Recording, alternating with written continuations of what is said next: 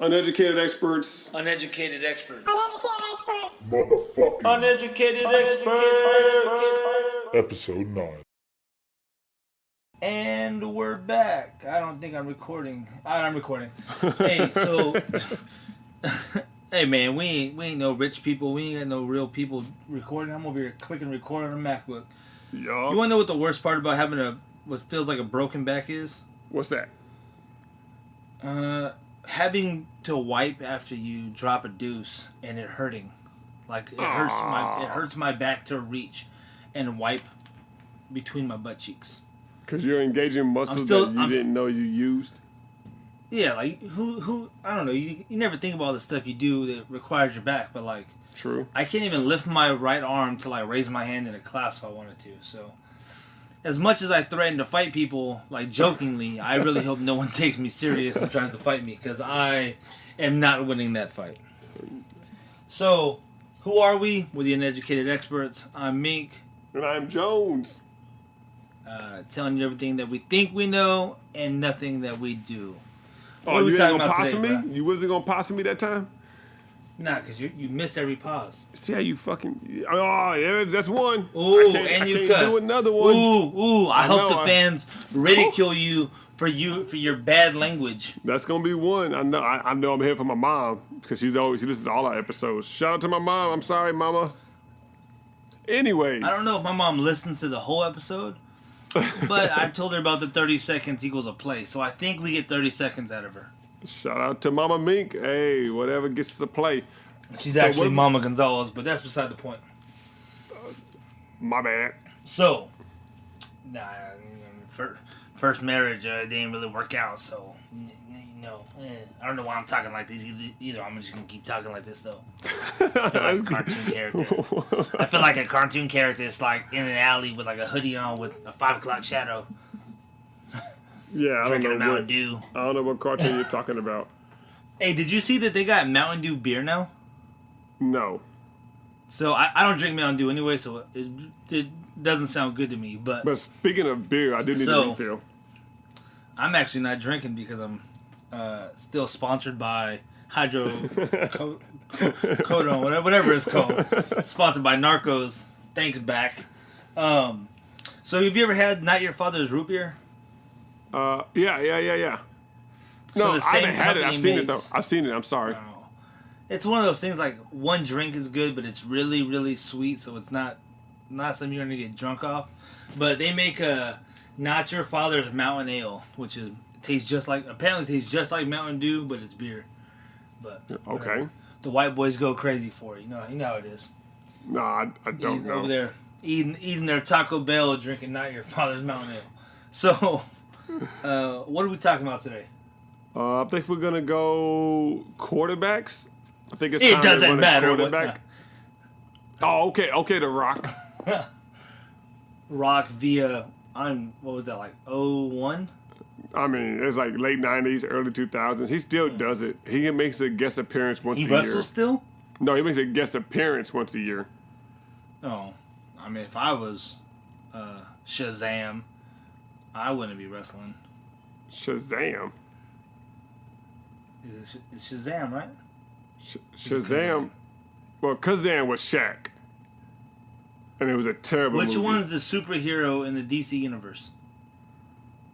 I don't know. I'm not a nerd in that aspect. I don't follow comic books. Shout out to all our comic book nerds.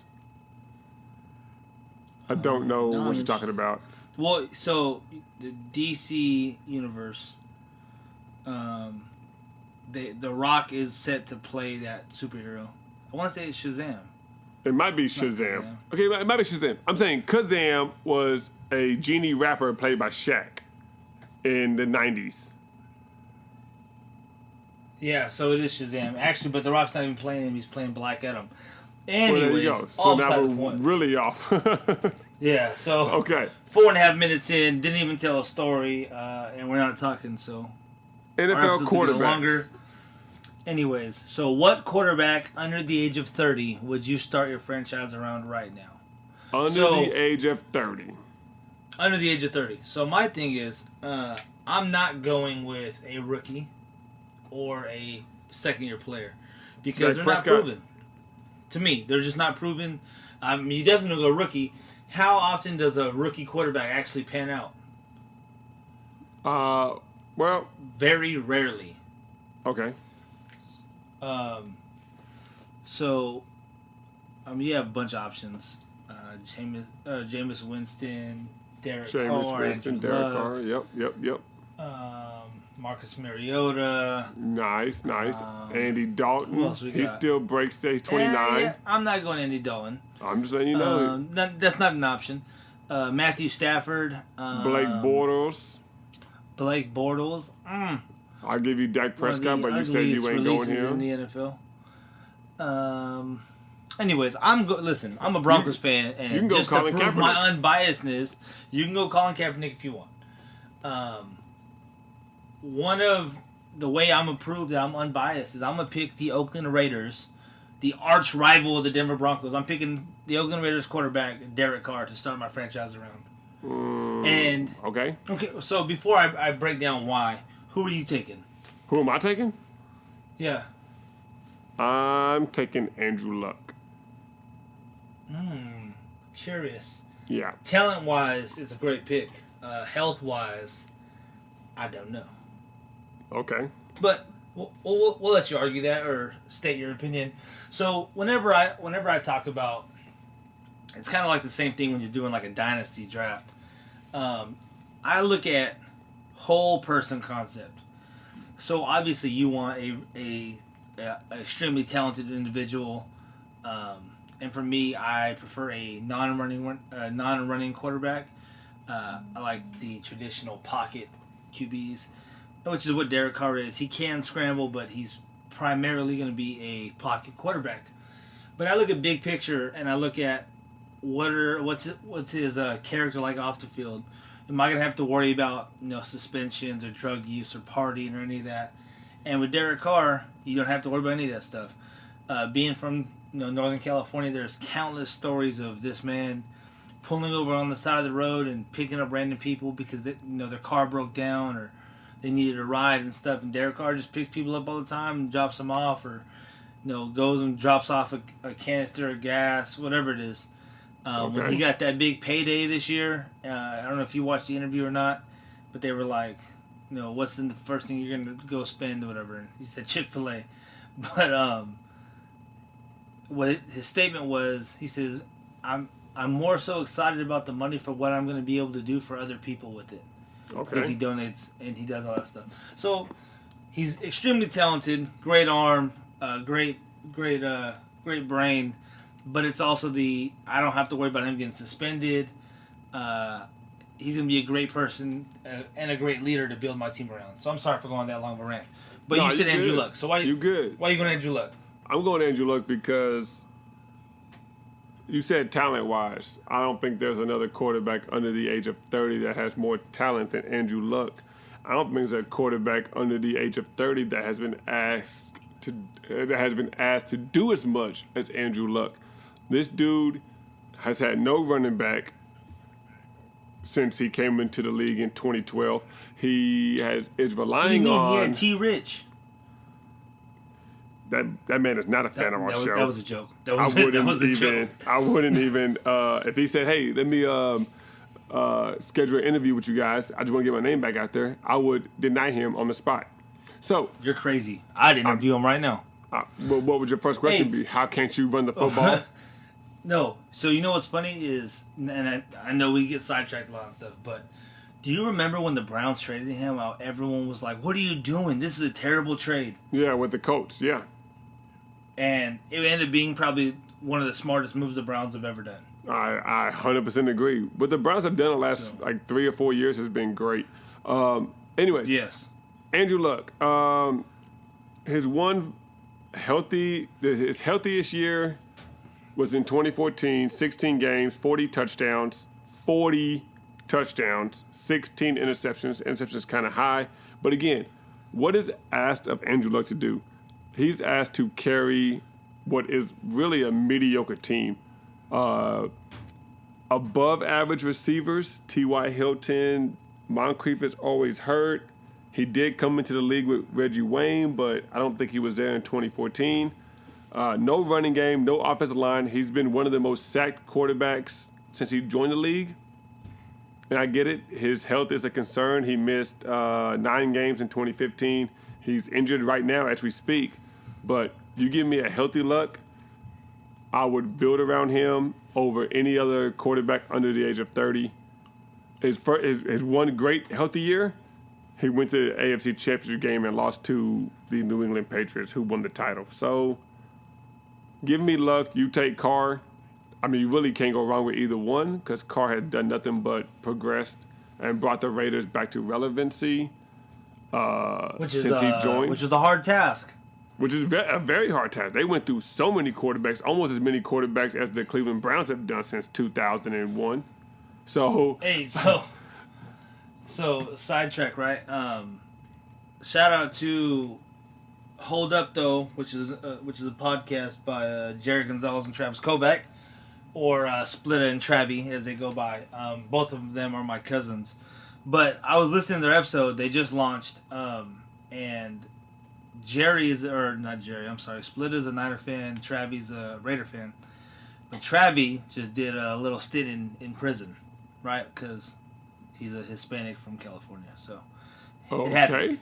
Okay. Yeah, but the whole point of this is he obviously didn't get to watch last season's football, but he's so used to the Raiders sucking that when they started talking about football, he was like, "So the Raiders suck. We've sucked forever." The Raiders were actually really good last year, and he was like, "For real?" Really but good. It was just funny. It was just funny to hear on the podcast that a Raider fan had no idea that the Raiders were starting to get back to those good old glory days.